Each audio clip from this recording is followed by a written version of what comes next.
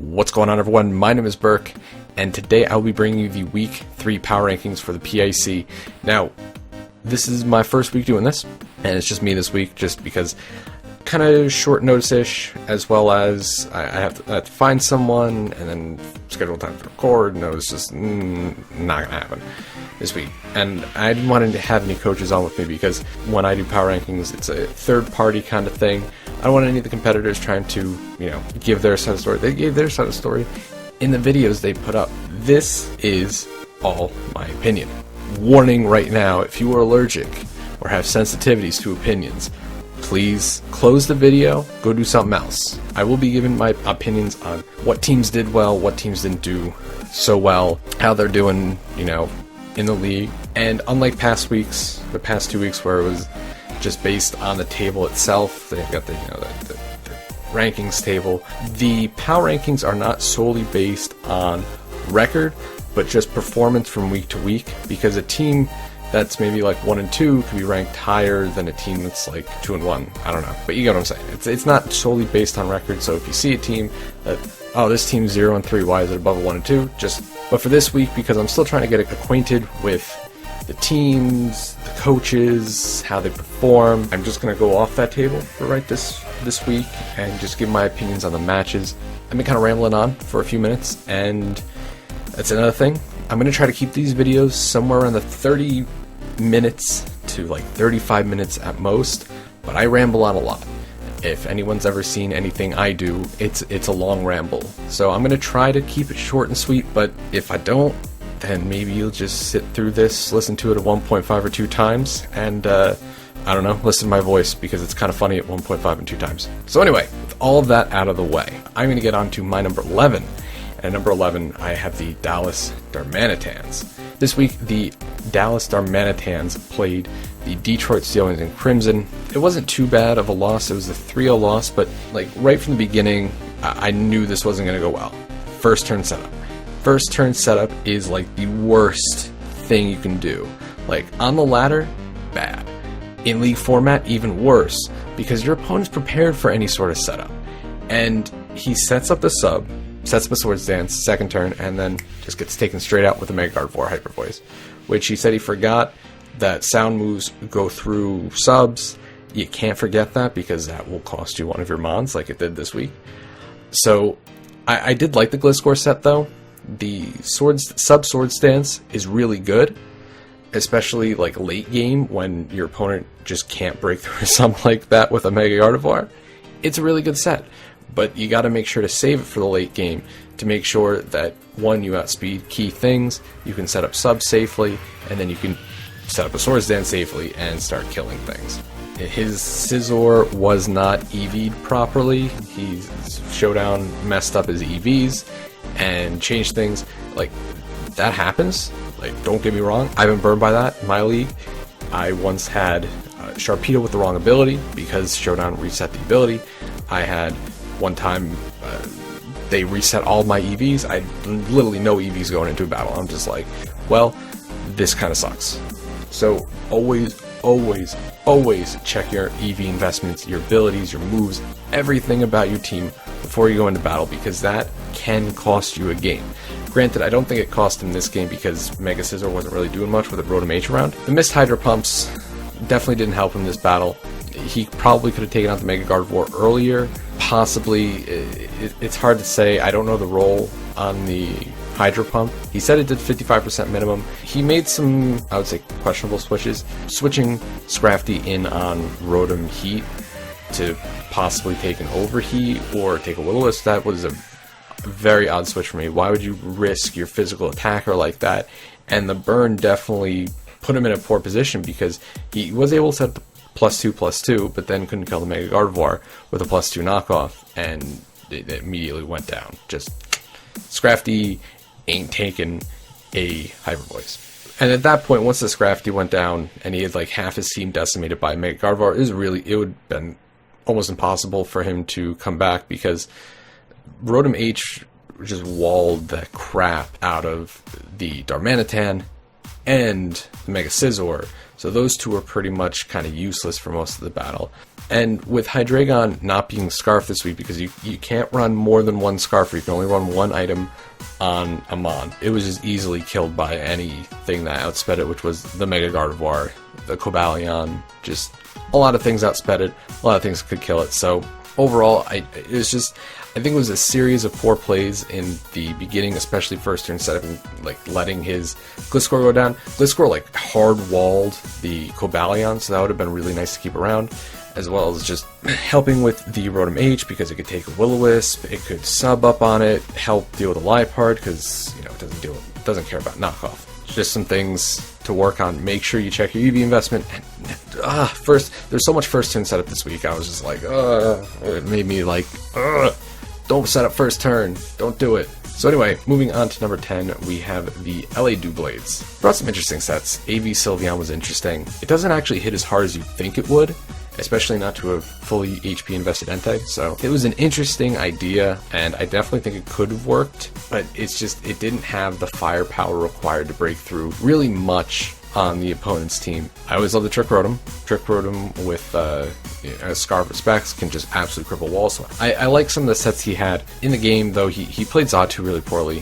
He let it go down first turn, and granted that didn't really matter too much, because it wasn't going to be able to stop setting up rocks, because he thought it was a mistake letting the Xatu go down, because, you know, what if he tried to set up rocks, it would bounce back. Rampardos has Mold Breaker, which ignores Magic Bounce. So rocks would have been set up no problem, whether he went for rocks or not. It wasn't as big of a mistake. Letting Xatu go down might have been a mistake, but the thing is, it also didn't have Defog this week, and I think that was really poor team planning, because the thing is, you got a Mega Pinsir, you got a Victini, and the thing that those two need are hazard removal. They absolutely need hazard removal, and one Magic Bounce user that will just instantly die to pretty much anything is not good hazard removal.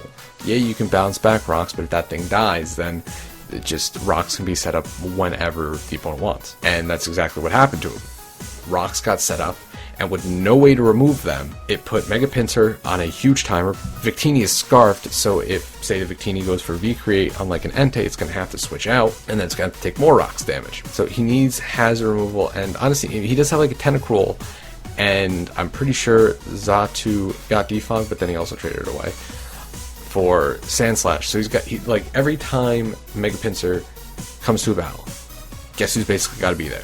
Tentacruel or Sandslash. They're just like a requirement. He did in the battle also get super lucky with Stone Edge missing, the Victini almost acted off unnecessarily, however it forced it to switch out and take more rocks damage. He was predicting the Iron Head, got predicted on that, so he played very risky with the Victini, and the only thing that happened was it continued to take more rocks damage, which means that it had very limited switch-ins. That's just how this battle went. Once the rocks got set up, there wasn't really much he could do to stay in the battle. In coming weeks, he gotta bring lots of hazard removal, or just pressure the hazard setters on the opponent's team so hard that they can never set up hazards, which is a lot harder to do. Moving on to number 9, I have the Chester Chinchous. They won this week. However, it was kind of I felt like it wasn't as much of a win for him as it was a loss for Jim and the Meath Mamoswines. The planning was pretty good.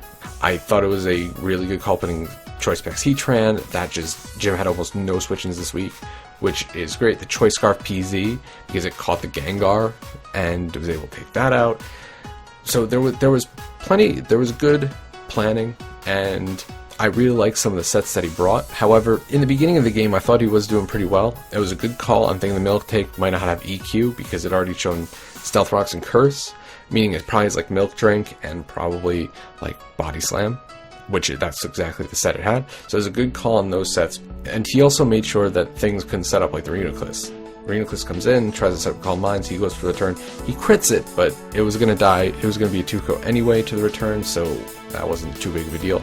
So making sure that like things, once the Reuniclus starts setting up, that thing's just a problem to deal with. Early game, you know, he's doing really well. He actually got up to a 6-3 lead because just all the setup on Jim's side, he's just setting up there. I'll talk about him in a little bit. Once the Thundurus hit the Nasty Plot, he basically gave up. He said, GG. You win, I can't do anything. Never, ever ever give up halfway through the battle. You don't know what's going to happen. Your opponent could make a mistake. They might not have planned as well as they thought they planned, and you can find an opening. And this week he did, because Jim had Nasty Plot and Volt Switch, not Thunderbolt. That was, don't just give up, and also look up your opponent's moves.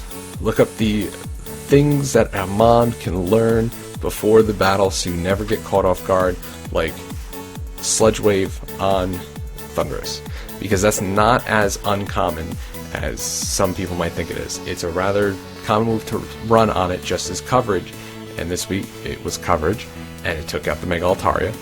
And you're going to lose Mons if you don't know what your opponent's Mons can do. It's very simple, look that up maybe, but towards the end, there's no way Joe was losing. Like, he'd have to choke so hard to lose that battle, because all Jim had was a Thunderstarian with like 10% HP that was going to die to another Shadow Ball, and then a Magmortar, which was never going to pull a counter sweep. At number 8, I have the Carolina Castforms. This was a weird, I don't know, I felt like it was weird team planning for Carolina Castforms this week. Like, he had nothing to deal with Skarmory, and even on his draft, he just does not have much that deals with Skarmory, and the stuff that does deal with Skarmory, such as like Tornadus, HP Fire Roserade, kinda, I say kinda, it deals big damage, but it's like kinda Sigilif, you know, those kind of things that actually deal with Skarmory, he didn't bring. Just as well, he didn't even bring Thunder Punch on Mega Metagross, which would have helped deal with the Skarmory, but he decided not to bring that. Just Ice Punch. In the beginning of the battle, he tries to phase a Skarmory with Dragon Tail, even though he has no hazards set up and his opponent has 2 fairies. I don't really understand what the point of that was. I guess he wanted the Skarmory to get out of there, but you always want to have hazards up if you're going to really try to phase, because all that happened was he allowed a free switch into Aromatisse, and that could deal pretty big damage to Druddigon, basically killing it. He goes for the knockoff on the Aromatisse, which is an extremely risky move, because that turns Kecleon on Dark type, and then the Aromatisse could have, if Juan had instead have gone for Toxic, just went for another Moonblast, that Kecleon would have been dead, because it would have been weak to the Moonblast and taken a lot of damage. As I said before, he just brought very little to deal with Skarmory. And you can see throughout the entire battle, he could not kill it. It was every time it came in, it just got a free roost up, and it could just gradually wear down all of Trav's team, and that's exactly what it did. It was a nice job trapping and killing the Jolteon. That was Juan's fastest thing. That was the fastest thing on the field, and he was able to successfully kill it, so good job on that. Mentoing into the Druddigon on the Azu at the next turn. I didn't really understand that. He was at 40% with the Druddigon. Yeah, -2, it's a -2 player off, but it's still player off, and it's still on a Azumarill, and as you can see, it killed. And then it's just, there was a lot of setup this week, and I didn't really understand all the setup this week. He tried to set up in the face of a Skarmory, which had to show in Whirlwind, and again, this is one of the things. Have a Clefable, your opponent has a Skarmory, bring Fire Blast. It's just one of those things that will help you deal with Skarmory. You lure it in, you hit it with Fire Blast, and it's a possible 2-KO. So you gotta use lures to make sure you can take out some of your opponent's more annoying mons. But I think it just had like Cosmic Power, I want to say Heal Bell, Aromatherapy, whatever it gets, Soft Boiled, and Moonblast, which not great considering Skarmory basically walls it, as well as like Aromatisse. I don't really understand why try to wall an Azu with a Mandibuzz. It's a Mandibuzz, and that's an Azumarill. Yeah, I get Foul Play would deal quite a bit of damage, but still, all that would happen is Mandibuzz would take a lot of damage. Granted, you know, he was able to roost to back off later, but it's still, you got a Metagross, which takes on Azumarill pretty well. And I know he didn't want to take a lot of unnecessary damage with it, but still, use the Metagross. Yeah, you might have to take an Aqua Jet, but you could kill it with, well, if you had Thunder Punch, you'd kill it with a Thunder Punch, but he didn't have Thunder Punch. Red Card Clefable was interesting. It didn't really do too much, but I like the concept. Just without any real way to deal with Skarmory, there wasn't much of a way to actually come back into this match. So I guess the big thing is make sure that you actually plan for all of your opponent's mons, because it didn't seem like you really looked at Skarmory with the threat that it could be. Number 7, we have the Meath Mamoswines. So this was odd planning by Jim, to say the least. The setup was real. It didn't work, but it was real. 1 setup mon's okay. 2, I think, is like the golden number. Having 2 different setup mons doing different things, really nice. 3 is kind of pushing it, but it can work, you know, 3 different kinds of... 4 is just way overkill. That's just way too much. You don't need 4. He did have a few interesting sets I liked. Destiny Bond on Gengar is really good. Just to kind of catch your opponent off guard, you just Destiny Bond, because Gengar speeds most things. You Destiny Bond, dies because it's not really useful anymore, and takes them down with it. So that's nice. Also, the Magmortar set I thought was really good. It had a lot of different coverage for a lot of Joe's team, so that was a great set. But he just had so much setup, and this was another thing. It was another case of first turn setup. Right, not exactly first turn. First turn he set up the rocks, and then second turn he starts setting up curses. You don't have Earthquake, and your opponent has 2 steel types. Like, yeah, you'll set up curses, but you're not going to be doing anything to anyone. And you could see that at +3, it barely did anything to the Heatran, and then Heatran just did 90% to it with a Heat Wave. So just like the first turn setups, stop it, not good. And then again, he does the same thing. He starts trying to set up Calm Minds and Mega Altaria. What are you doing? It's a Mega Altaria. You do not, like, that's one of the threats. You don't play around. You try to kill it, because Mega Altaria is a big threat.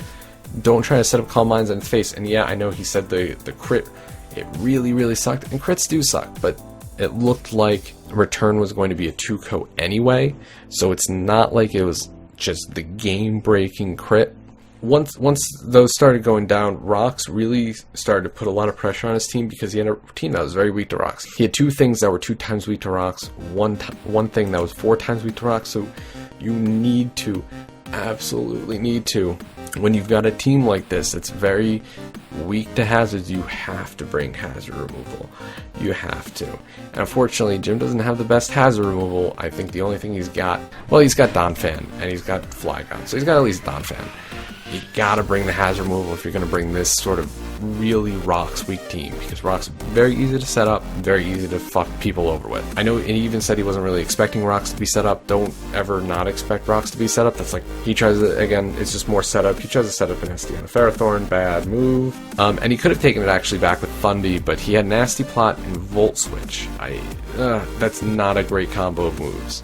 Like, if you're gonna have setup like that, never put on Switch Initiative, because you lose the setup.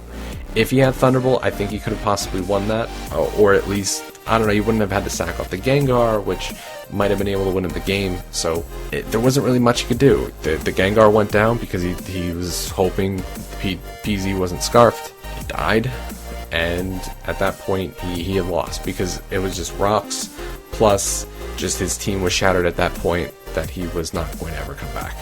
Overall, you got to slow down the setup. You have to slow down the setup. It's too much setup. Right? I'm going to say it again. Too much setup.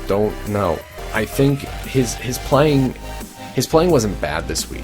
It was the fact that it was, I think, really bad prep that forced him to play the way he did, trying to set up a lot, because that was the only way he could possibly break through the team, and it just didn't work. At number 6, I have the Detroit Steel Wings. Tangaberry Lipard, it's cool, I guess. Lipard's not taking any hits, so Tangaberry's not really going to do much, and it didn't do much. Good job dispatching the Gliscor. Easiest kill of Mega Gardevoir's life. It just came in, popped him. Rotom H defensive set was good this week. Mega Scizor it could not do anything to it, which was great. T-Waving a Rotom Wash this week. Gotta remember typing. Keep your head in the game, make sure you see what's in front of you, make sure you remember the typings, make sure you don't go for anything if you make a play like that, it just kills momentum. Granted, this week it wasn't as bad, but still. Don't T-Wave with the Rotom Wash, it's electric type. Other than that, Crimson, he did a really good job of keeping up momentum, offensive pressure on his opponent. Granted, the Hydro Pump misses did help him quite a bit. I think he had like 3 Hydro Pump misses, so those help. And his opponent just did not have many switch-ins for a Hyper Voice. So every time Mega Gardevoir came in, it almost basically got a kill. even the Mega Scizor took like 40%. Granted, it wasn't EV'd properly, and I don't know how it would have been EV'd if it was EV'd properly. But overall, it's just, he volt switched around as he needed to, took hits as he needed to. Every time the Mega Scizor came in, and the Rotom Heat came in, took the hits, and he slowly picked off his opponent's team one by one. And then he makes another mistake at the end. He outrages on the Darmanitan when your opponent has a Mega Scizor, which can take the hit and kill you off because you're stuck into outrage. There was no reason to do that, and again, this is another thing, make sure you pay attention to what you're doing, because he could have won 4-0, he wins 3-0, and you know, it doesn't seem like much of a difference, but I've seen plenty of examples where one differential point can really make or break someone's playoff run. So you have to make sure that if, like, this was I would never say try to preserve differential in a somewhat risky manner, because if it was like, well, I could go for the Dragon Claw, but I might not kill, and then I could, you know, like, lose the game. If you feel like you could lose the game by trying to preserve differential, don't do it. But this was a very easy way to just click Dragon Claw, you kill the Darmanitan, you then just switch into your Rotom Heat and win. That would have been the better set of plays. It would have been no risk to him. Overall, it was just relatively safe playing that led to a pretty good win on Crimson's part, so good job on that. At number 5, I have the Kutztown Krookodiles.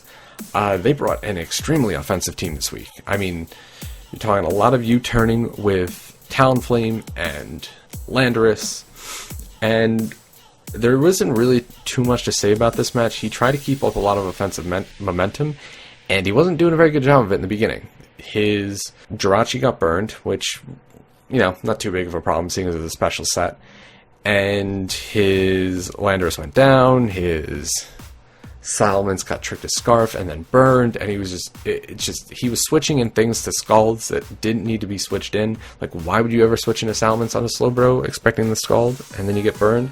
That doesn't make any sense.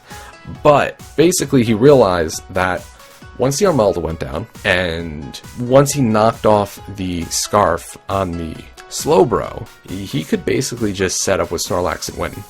And that's what he did. He, at the end, like, the knockoff on the Slowbro seemed like a bad move because he sacked off the Landorus, but it was actually one of the best moves he could have made, because the only way that the Snorlax could have been crippled was if Slowbro was able to trick a Scarf onto it. He was able to just switch in, start setting up some curses. He did get a little lucky with the rolls, able to body slam the Gramble on the switch in, and then it could roar, and then you just keep setting up more and more curses and just win the game. He almost lost it towards the end when Ambipom might have been able to come in and kill it off, but it was who knows what could have happened. But it was a really straightforward win. He sent in the Snorlax, cursed, won. That was it. So I think it was really good on him to make sure he saved the Snorlax, make sure he took out the threats he needed to set up with Snorlax, and he got a win over one of the best players in the league currently. So, great win.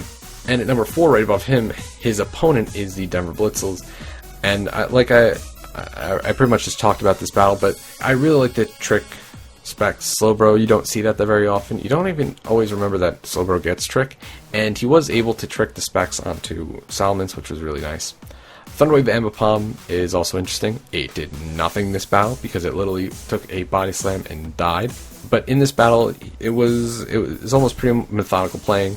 There was a few things I didn't really understand. Why would you ever switch in your Gramble on a Jirachi? I get that you weren't expecting the Iron Head because Slowbro is in, but still, it's kind of a risky play. And the fact that Jirachi was special and went for the Thunderbolt and dealt big damage to the Gramble actually plays in later, because he let his Gramble get very worn down. He was holding up good momentum actually with Slowbro. Kutztown Krookodiles did not have much to deal with Slowbro. It was just this fat wall that it would take the hits, switch back out, get the health back up, and he was able to just put on so much pressure on the Kutztown Krookodiles just with Slowbro. He crippled the Salamence not only with tricking its Specs instead of a Scarf so it didn't outspeed things, he also burned it, which then Salamence just got sacked off. But he lost to a combination of his Slowbro getting knocked off, his Armaldo getting going down too early, and his Granbull getting really worn down. The reason being, it was so, the Granbull was so weakened that it could die to a +1 body slam. If he had preserved the health in his Granbull a little bit more, I think it wouldn't have been nearly as a problem, because even if it took the body slam, it could at least get the roar off and get the Snorlax out of there and possibly be able to deal with it at a later time. But because the Granbull was worn down, it switched in, took the body slam, and just went straight down. Once there was no more roars, he lost the game. Straight up, couldn't do anything. So, at number 3, I have the Cape Town Arboks that didn't play this week, so moving on. At number 2, I have the Bury Butterfrees. I got that. He had a very interesting Rampardo set. I liked it. It's a Stealth Rock's lead. You don't see it too often, but then again, I don't play PU, so I don't see Rampardos that often, so it's nice to see. It was a good first turn move going for the Rock Slide, because he could almost KO the Victini, he could and in this case he KO'd the Xatu, but it wasn't as big of a move as I think either of them think it was, because again, he had Mold Breaker.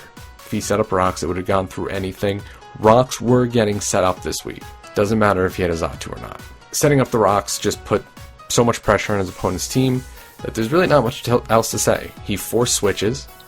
Because he forced switches, he was just able to, at the end, clean up with Entei. Entei comes in, clicks E-Speed like 3 times, getting the win. This was a very straightforward. He set up the rocks, and he even said, "Oh, I don't think the rocks are as important in this battle." If you see a Mega Pinsir and a Victini on your opponent's side of the field, and they've got no hazard removal, rocks are a big thing. You set up those rocks, you set up those rocks so hard that they will be there for the rest of the game. And they were there for the rest of the game, and it was a great move setting up the rocks, even letting his Rampardos go down. But like I said, the rocks weakened his opponent's team so much that towards the end, as the Mega Pinsir was forced out, the Victini was forced out, forced back in, and all that different stuff, they were just taking so much rocks damage that he could easily clean up with Entei. Granted, Victini would have died if he actually hit it with a Stone Edge.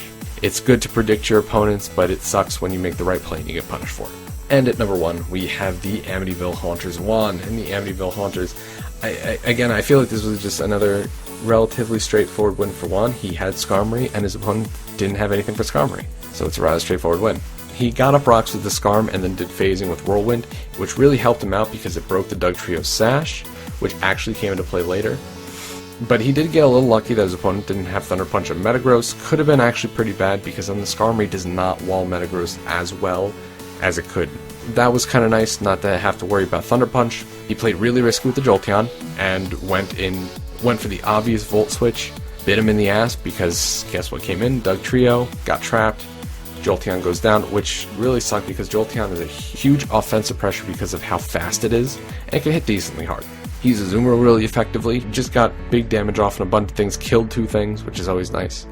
And it was just a really big offensive pressure that he was able to use very well. I liked the fact that it had Life Orb on it, just so you could switch up moves and not be so stuck into one move or another.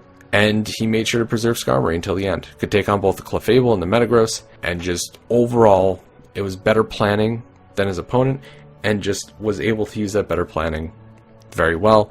I like the fact that he never actually Mega Evolved his Mega Sableye. I don't think you need to hold a Mega Stone and Mega Evolve first turn, so it was good just to use regular Sableye and use that Prankster Will-O-Wisp to always threaten out the Mega Metagross, help prevent the Clefable from setting up, and he just used that utility very well just to scare out threats on his opponent's side of the field. So overall, he played very well, and I am expecting him to keep this up in future weeks, because I think he's right now at the top, and the way he's been playing, I don't really see him moving. So that was the power rankings for week 3 of the PIC. I hope you all enjoyed.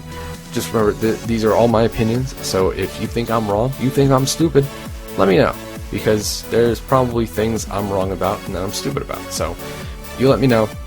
Hopefully next week I'm going to try to find someone to record this with. Again, I don't want it to be with a coach, just because like this, I want this to be like a third party kind of thing, and as I continue to get more acquainted with the teams and how they play and everything, The rankings will change based on how I think the teams are doing, not just based on solely on record. But that's all I got for today. My name is Berk. I'll see y'all next time.